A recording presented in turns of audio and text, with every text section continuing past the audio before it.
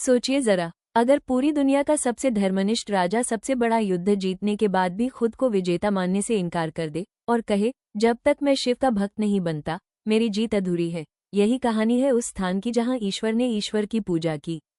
आज हम जानेंगे 11वां ज्योतिर्लिंग रामेश्वरम, जहां उत्सव नहीं प्रायश्चित हुआ।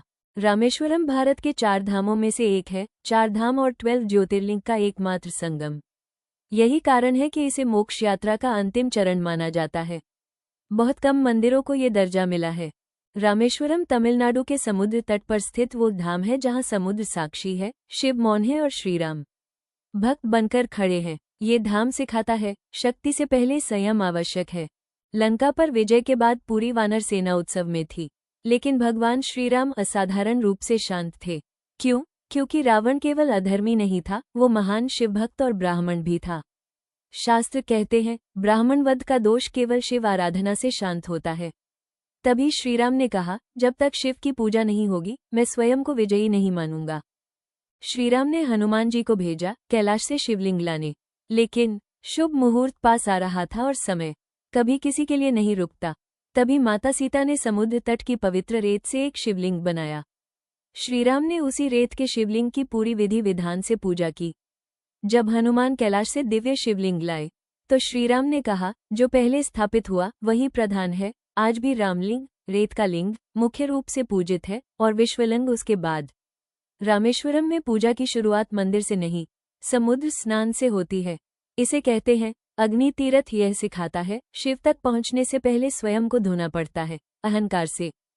रामेश्वरम मंदिर में है 22 पवित्र कुएं। हर कुएं का जल अलग प्रभाव रखता है। पाप शमन, रोग नाश, मानसिक शांति, पितृदोष मुक्ति मान्यता है। ये 22 कुएं मानव शरीर की 22 आंतरिक शक्तियों का प्रतीक हैं। ये 22 कुएं एक दूसरे से जुड़े नहीं हैं, फिर भी हर कुएं का जल अलग स्वाद और तापमान रखता है। यही कारण है कि इन्हें केवल धार्मिक नहीं बल्कि रहस्यमय जल स्रोत भी माना जाता है। रामेश्वरम मंदिर में है दुनिया का सबसे लंबा कॉरिडोर, सैकड़ों खंभे, और कोई भी खंभा एक सा नहीं। जैसे जीवन, हर संघर्ष अलग पर लक्ष्य एक। रामेश्वरम से ही रामसेतु की शुरुआत मानी जाती है। कुछ इसे इतिहास कहते हैं, कुछ आस्था, पर भक्त कहते हैं जहां राम के चरण पड़े हों वहां प्रमाण की आवश्यकता नहीं। रामेश्वरम वो स्थान है जहां शिव भी भक्त की भक्ति देखकर मौन हो जाते हैं। ये ज्योतिर्लिंग कहता है, सच्ची भक्ति में अहंकार नहीं होता, केवल समर्पण होता है। रामेश्वरम हमें सिखाता है, विजय के बाद भी विनम्रता, शक्ति के साथ मर्यादा और ईश्वर बनने से पहले भक्त बनना जरूरी है। इसीलिए यहाँ शिव रामेश्वर कहलाते हैं, राम के ईश्वर।